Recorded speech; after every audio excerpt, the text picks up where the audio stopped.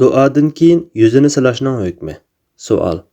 Assalomu alaykum ustoz. Duodan keyin yuzini silash haqida har xil gaplar bo'layotidi. Ba'zilar sunnat desa, ba'zilar bid'at da'vatidi. Buning eng to'g'ri yo'li qaysi? Buningga javob berib, bu ixtiloflarni hal qilsak degan umiddaman. Javob. Va alaykum assalom va rahmatullohi va barakatuh. Barliq hamd sanolar Janobi Allohga bo'lsin. Durud va salomlar payg'ambarimizga, u zotning ali tavobatlarga, ashablariga va u zotga toki qiyomatgacha ergashganlarga bo'lsin. Duoda qo'l ko'tarish duoning adab qoidalari qatoridagi sunnat va mustahab ishlardan bo'lib, duodan keyin yuzini silash olimlar o'rtasida qarash o'xshash bo'lmagan masalalardandir. Birinchi qarash. Duodan keyin yuzini silash cheklanadi. Bu qarashdagi ulamolarga Imom Sufyan Savri, Izziddin Abdusalom, Ibn Taymiya rahmatullohi alayhilar vakillik qildi. Shundaqla bu Hanafi mazhabidagi bir qarashdir. Bular bu cheklashni yo'lga qo'yilmagan ibodat, makruh, bid'at degan so'zlar bilan ifodalaydi. Chunki bu vaqtda Rasululloh sallallohu alayhi va sallamdan sahih hadis kelmagan. Imom Izziddin Abdusalom duodan keyin faqat nadon kishilar yuzini silaydi degan. Imom Ibn Taymiya rahmatullohi alayh Rasulullohning duoda qo'llarini ko'targanligi haqida ko'plagan sahih hadislar kelgan. Ammo yuzini qo'llar bilan surtish haqida dalil bo'lolmaydigan yoki 1-2 hadisdan boshqa hadis yo'qdir. Vallohu a'lam degan. Saudiya Arabiston Fatvo komiteti mushu qarashni tutgan va mundoq degan. Duo degan yo'lga qo'yilgan bir ibodat bo'lib, uning keynidan alqonlar bilan yuzini silash to'g'risida ya ag'zoki ya amaliy sunnat isbotlanmagan. Balki zaif yo'llardan rivoyatlar kelgan. Shunlashqa duodan keyin yuzini silash yo'lga qo'yilmagandir. Ikkinchi qarash. Bu vaqtda sahih hadis bo'lmasa-mu, zaif hadislardan bir narsa kelgan va bu hadislar bir-birini kuchlantirib hasan darajasiga yetadi. Natijada duodan keyin yuzini silash sunnat yoki mustahab bo'ladi. Bu 4 mazhab vakillik qiladigan qarash bo'lib, mashhur hadisshunos fiqhiylardan Imom Ishoq ibn Rahuvay, Bayhaqi, Navavi, Imom Ibn Hajar, Suyuti, San'ani va Shavkani rahmatullohi alayhilar mushu qarashni tanlagan. Imom Ahmaddan bir rivoyatda yuzini silganlikka kelgan. Yuzini silash bilan duoning o'rtasidagi munosabat yana mundaqmi tahlil qilingan. Alloh taolo duoga ko'targan qo'lni quruq qaytarmaydigan bo'lg'achqa, duodan keyin qo'llarga rahmat tushgan bo'ladi. U rahmatni badan a'zolarining eng hurmatlanadigan va eng izzatli bo'lgan yuziga surish munosib keladi. Demak, duodan keyin yuzini silash ikki alqini yaxshilik bilan liq to'lgan va uni yuziga qo'ygandan iborat umidvorlik va bishorat elishni ifodalaydigan ishdir. Bu vajdan yuzini silash duo qilguvchining holatiga mos keladi. Uchinchi qarash. Imom Ahmaddan yuqorqi har ikki qarash kelgandek, yana taqi bu ishni makruh yoki mustahab demasdan mubah doirasida ruxsat qilganligimi kelgan. Hozirgi olimlardan Shayx Usaymin qatorliq salafiy yo'nalishdagi xali ko'p olimlar mushu qarashni tanlagan. Ularning qarashicha duodan keyin yuzini silash bid'atmi emas, mustahabmi emas, mubahdir. Qilsa bid'atga chiqarilmaydi, qilmasa amaliy kam bo'lib qolmaydi. Qaraydigan bo'lsak, oxirgi bu qarash yuqorqi ikki qarashning asoslarini ko'zda tutib turib yakunlangan qarashdir. Agar biz oxirgi ikki qarashni yuzini silashga bo'ladi deb qaraganlar deb birlashtirib olsak, qarashlar bo'ladi yoki bo'lmaydi deb ikkiga ixchamlanadi. Darvaqa, bu vaqtda birinchi qarashdagilar aytgandek sahih hadis kelmagan bo'lsa-mu, biroq bu vaqtda Imom Ibn Taymiya rahmatullohi alayh degandek bir yoki ikki emas, 7 sahobadan rivoyat qilingan zaif hadislardan 7si yana salaflarning amaliy ish izlari kelgan. Natijada bularning jo'llanmasi ko'pchilik olimlarning qarashida amal qilishga yaraydigan darajada kuchlanadi deb qaralgan. Masalan, alayliq Umar radhiyallohu anhudan rivoyat qilinadiki, Rasululloh sallallohu alayhi va sallam duoda qo'lini ko'targanida yuzini silmoqcha qo'lini tushirmaydi. Bu hadis yolg'iz bir yo'lda kelgan bo'lg'achqa, Tirmizi uni g'arib degan bo'lib, g'arib degandan bu hadisni zaif demoqchi. Sunnatul Tirmizining ba'zi nusxalarida sahih degan bo'lsa-mu, ammo mazkur baho Sunnatul Tirmizining to'g'ri nusxalarida yo'q. Qandaqla bo'lmasin, buni dalil qilganlar bu hadisning zaifligida birdek ittifoq. Imom Ibn Hajarmi bu hadis haqida bu vaqtda kelgan hadisni Tirmizi rivoyat qilgan bo'lib, Abu Davud va boshqalar rivoyat qilgan Ibn Abbas radhiyallohu anhumaning hadisi u hadisni kuchlantiruvchi rivoyatlarning biridir. Bularning jo'g'lanmasi u hadisning hasan darajada ekanligini taqozo qiladi degan. İmam San'ani bu hadisda duodan keyin yuzini silashning yo'lliq ekanligiga dalil bor degan. Demak, İmam İbn Hajar yuqorqi zaif hadisni Abu Davud va boshqalar rivoyat qilgan tuvandagi rivoyatlar kuchlantirdi deb qaragan. Undaqda biz bu rivoyatlarga bir necha o'rnak olib qarab chiqayli. İmam Abu Davud rahmetullahi alayh Sa'ib ibn Yazid radhiyallohu anhudan rivoyat qiladi-ki, uning otasi Yazid radhiyallohu anhu mundaq degan. Rasululloh sallallohu alayhi vasallam duo qilib qo'lini ko'targanida qo'llari bilan yuzini silaydi. Bu hadis haqida İmam Abu Davud baho bermagan bo'lsa-mu, İmam Suyuti va İmam Munaviylar hasan deb baholagan. Lekin tekshirib kelsa, bu hadisda eng az deganda ikki illat bo'lib, biri raviylardan Ibn Lahiyadagi zaiflik, yana biri raviylardan Hafs ibn Hashim kimligi noma'lum kishi. Yana kelib Hafsdan yolg'iz Ibn Lahiya rivoyat qilgan. İmam İbn Hajarning o'zimi Taqrib degan kitobida Hafsni noma'lum kishi degan. İmam Zahabiymi Mizonda shundoq degan. Bu hadisda yana boshqa bir necha illatlar bor. Shunga natijada bu rivoyat yuqorqi hadisni kuchlantirishga yaramaydi. Bu qatorda mazkur hadisni kuchlantirishga yaramaydigan bag'la zaif rivoyatlardan İmam Tabrani rahmatullohi alayh İbn Umar raziyallohu anhumadan qilgan rivoyat va shuningga o'xshash bir necha rivoyatlar bor. Ixchamlikni ko'zlab biz ularni bu yerda bir-birlab akilib yurmadik. Umar raziyallohu anhuning yuqorqi hadisini kuchlantirgan rivoyatlardan tuvandagilar bor. Abdurrazzaq Ma'mardan rivoyat qiladi-ki, Zuhri mundaq degan. Rasululloh sallallohu alayhi vasallam duo qilganda qo'lini maydasiga udul ko'tarib, andin qo'llari bilan yuzini silaydi. Abdurrazzaq mundaq deydi: "Men Ma'marning shunday qilganligini ko'rgan. Menmi shunday qilaman." Bu rivoyatning sanadi Zuhrigacha sahih bo'lib, Zuhrining mursal rivoyatlariga qarata hadis-sunaslarining qarashi o'xshash emas. Zaif deyilgan taqdirda yuqoridagi zaif hadisni kuchlantirishga yaraydi. Yana Abu Davud va Ibn Majah qatorliqlar Ibn Abbas radhiyallohu anhuma bilan Malik ibn Yasar as-Sukuni radhiyallohu anhulardan rivoyat qilgan Allohdan alqanlar bilan tilanglar, orqasi bilan tilamanglar, duo qilib bo'lganlarda alqanlar bilan yuzinglarni silanglar degan. Ikki hadisini Abu Davud zaif degan. İmam Navaviymi barliq hadis-sunaslar zaifligida ittifoq degan. Darvaqa yuqori hadislarning ba'zisi zaif, ba'zisi bag'li zaif bo'lib, zaiflari boshqa zaiflarni jonlantirdi. Hozirgi hadis-sunaslardan Shayx Hammad al-Ansariymi duodan keyin yuzini silash masalasida hasan darajasiga yetadigan 3 hadis bor degan. Shayx Abdullah Bassam rahmatullohi alayhimi Bulug'ul Maramning sharhida barliq rivoyat yo'llarini jo'g'laganimizda mazkur hadis kuchli deb qaragan olimlardan Ishaq ibn Rahuvay, Navaviy ibn Hajar, Munaviy va San'ani va Shavkani qatorliq imomlar bor degan. Yana salaflarimiz qatori bo'lgan sahoba va tabiinlar haqida ularning duodan keyin yuzini silganligi haqida rivoyatlar kelgan. Masalan, İmam Buxoriy rahmatullohi alayh Al-Adabul Mufrad degan kitobida Vahbining mundaq deganligini rivoyat qilgan. Men Ibn Umar va Ibn Zubayr radhiyallohu anhularning duo qilib alqonlarini yuzida aylantirayotganligini ko'rgan. Yana Abdurrazzaq Yahya ibn Saiddan rivoyat qiladi-ki, Ibn Umar bilan Al-As radhiyallohu anhuma qo'llarini ochatdi. Ularning deyishcha ilgari o'tganlar duo qilib bo'lib, duo bilan barakatni o'ziga qaytarish uchun qo'llarini yuzlariga qaytaratdi.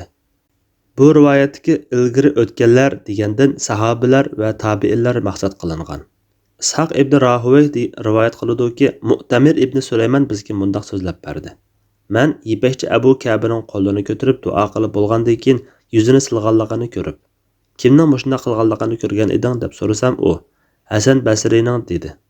Muhammad ibn Nasr men Ishaq ibn Rahuvayning mushu hadislarga amal qilishini yaxshi deb qaradiganligiga shohid bo'laman degan. Duodan keyin yuzini silashning ma'lum asosi borligini ko'rsatadigan boshqa hadislardan yana tuvandagilar bor. Zuhri Urvadan rivoyat qiladi-ki, Aisha radhiyallohu anha mundaq degan. Rasululloh sallallohu alayhi vasallam vafot bo'lgan kasallikka giribtor bo'lganda panohlik tilash suralari Ixlos, Falaq va Nas qatorliqlarni o'qib, o'ziga o'zi suflaydi. Kesali ig'irlashib ketgandan keyin u suralarni men o'qib, uninga suflab qo'yatdim.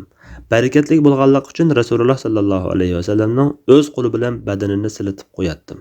Ma'mar deydi Zuhridan. Qandoq suflaydi deb so'rasam, u ikki qo'liga suflaydi. Andan ikki qo'li bilan yuzini silaydi dedi.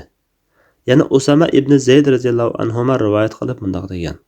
Rasululloh sallallohu alayhi vasallam sakratga tushganda qo'l ostimdagi qo'shinni boshlab Madinaga qaytib keldim va Rasulullohning yoniga kirib, u zot gap qilishdan qolgan edi.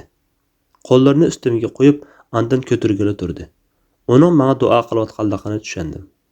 Әмді yüzünü silash to'g'risida kelgan yuqori hadislarga qaraydigan bo'lsak, bu vaqtda sahih hadis kelmagani bilan zaif hadislar kelgan. Zaif hadislar bir-birini kuchlantirdi desak, yüzünü silash mustahab deyishga bo'ladi.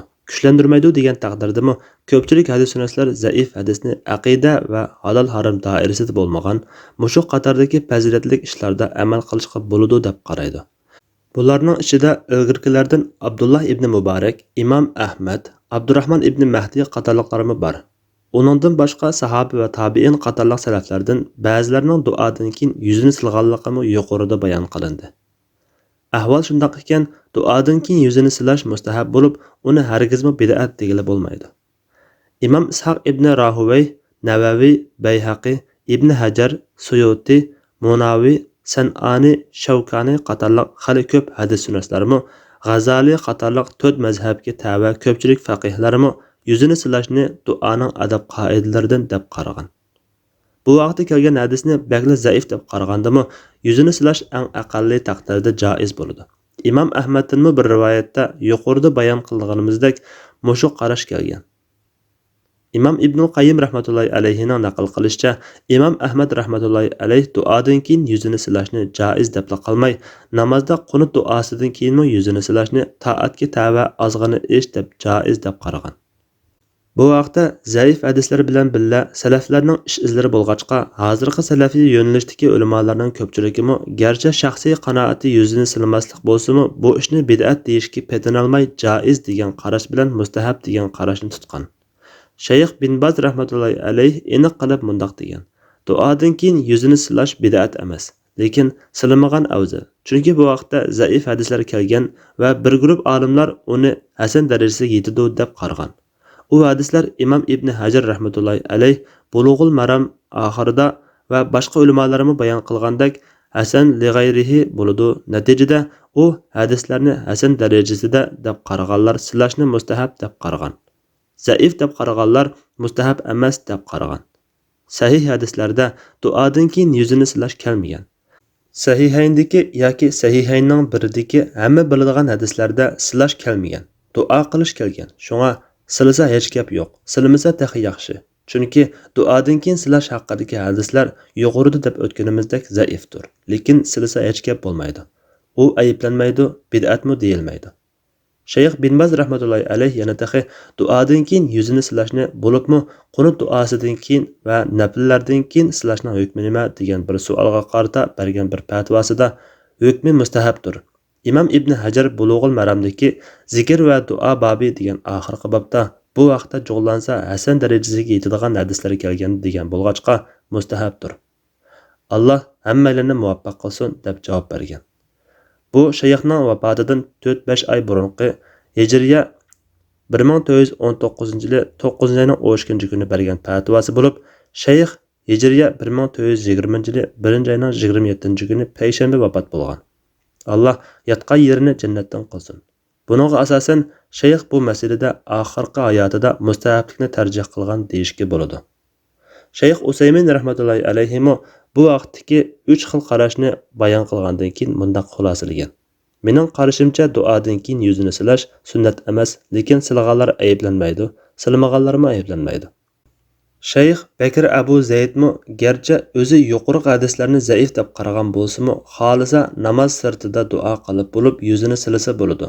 Namoz ichida qo'l ko'tarishga sahih yoki zaif dalil bo'lmag'achqa yuzini silamaydi degan. Undan boshqa Shayx Mufti Muhammad Ibrohim qatorliq olimlarmi yuzini silashni joiz deb qaragan. Shayx Salih Munajjidmi silsa ixtiyori, bu vaqtda ozodichilik bor degan. Hozirgi zamon salafiy olimlaridan Shayx Abdullah bin Jibrin rahmatullohi alayhi ilgirki ko'pchilik ulamolardek mustahab degan qarashni tutgan va mundoq degan. Yuzni silash haqida bir necha hadis kelgan va Imom Ibn Hajar Bulughul Maramning oxirida u hadislardan birini necha hadis kuchlantirib, hasan darajasiga ko'targanligini bayon qilgan. Tekshirib qarasak, Rasululloh sallallohu alayhi va sallamning qo'lini ko'tarib duo qilgandan keyin yuzini silganligi haqidagi bu hadislar 7 ga yetadi. 7 sahobadan kelgan bundoq qilishni to'g'ri topmaganlar hadisning barliq yo'llarini to'liq tekshirib boqmaganda qoladi. Yana taxi xali ko'p sahobalardan duodan keyin yuzini silganlarga kelgan. Shayx yana taxi namozda duoyi qunutda qo'lini ko'tarish sunnatdir. Keyin yuzini silaydi. Duodan keyin yuzini silash haqidagi hadislar namoz ichi va sirtiga o'xshash ishlaydi degan. Bid'at degan ulamolarga qarata yuqorida Shayx bin Jibrin bundoq qilishni to'g'ri topmaganlar hadisning barliq yo'llarini to'liq tekshirib boqmaganda qiladi deb raddiya bergan bo'ldi. Undan ilgari usul va tafsir ulamolaridan Imom Zarkashi, Imom Izziddin Abdusalamning Mavsil fatvolarida bid'at deganligini, bu vaqtda kelgan hadislardan xabarsiz qolgan deb tushunamiz. Bu hadislarning sanadida zaiflik bo'lsa-mu, yo'llarining ko'pligi bilan kuchlanadi deb raddiya bergan. Ammo namozda qunut duosini qilgandan keyin yuzini silash bo'lsa, buni ko'pchilik olimlar mustahab demagan. Ilgirkilardan Imom Ahmad joiz degan. Hanbali mazhab qarishimi qunutdan keyin yuzini silashni tanlagan. Shafiiy olimlardan Imom Juvayni, G'azali qatorliqlarimi yuzini silaydi deb qaragan. Hozirqilardan Shayx Jibrin rahmatullohi alayhi mushu qarashni tanlagan. Imom Bayhaqi bu qarashga raddiya berib mundoq deydi. Namozdagi qunut duosidan keyin yuzini silashning salaflardan birarsidan kelganligini bilmayman. Ba'zilardan namoz sirtida silganligi kelgan. Rasululloh sallallohu alayhi va sallamdan zaif bir hadis rivoyat qilingan. Ba'zi olimlar buni namoz sirtiga qaratadi. Ammo namoz ichida bo'lsa bu sahih bir hadis yoki asar yoki qiyos bilan isbotlanmagan bo'lg'achqa namozda silmaslik va salaflardan kelgani bo'yicha namozda qo'lini ko'tarib yuzini silmaslik afzaldir. Yig'ib aytganda bu masalada ulamolar orasida ana shunday qarash o'xshashmasligi bor.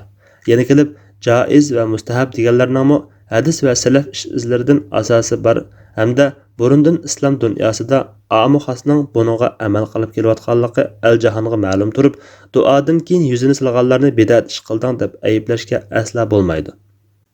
Silashqa qanoat topmaganlar boshqalarni ayblamasdan o'zining to'g'ri ko'rgani bo'yicha ish qilsa bo'ladi. Ayiblash to'g'ri kelsa, o'zini musulmon sanab turib, yaratquchi Parvardigoriga sajda qilib boqmaydiganlarni, o'zining bandaligini aslab, qo'lini duoga ko'tarib boqmaydiganlarni ayiblash lozim. Kunimizda musulmonlarning beshiga kelayotgan musibatlar, uqubatlar, ularning dardi va hol ahvoli hammaga ayon. Shundoq turib, diqqatni mushundoq tartishib yurishga arzimaydigan ishlarga bo'rash tantaklikdan boshqa narsa emas. Qisqasi, bu turli talash tartishlarga kirib, energiya sarf qilish bizga ortiqcha. Allah eng to'g'risini bilgiridir. Fatvoda Dr. Abdul Aziz rahmatulloh. Fatvolar majmuasi 2-tom, 109-numurli fatvo.